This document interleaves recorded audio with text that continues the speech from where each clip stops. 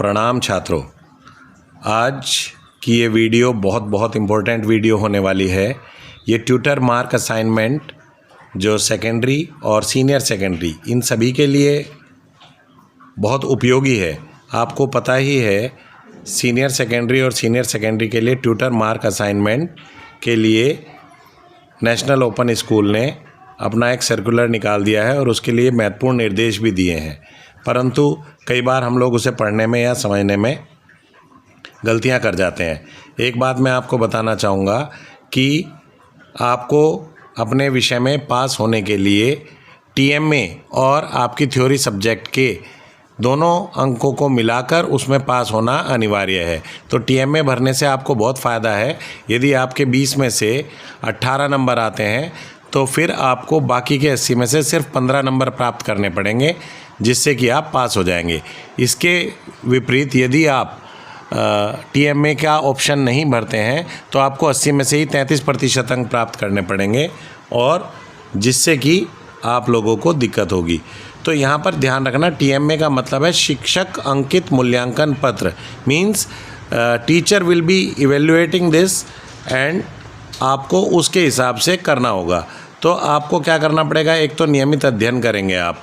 ऐसा नहीं है कि आपने ऑनलाइन कहीं से भी कॉपी कर लिया और उसको भेज दिया। मैं आपको बिल्कुल भी इसके लिए सुझाव नहीं दूंगा, और किसी भी गलत परंपरा को हम लोग नहीं चाहेंगे।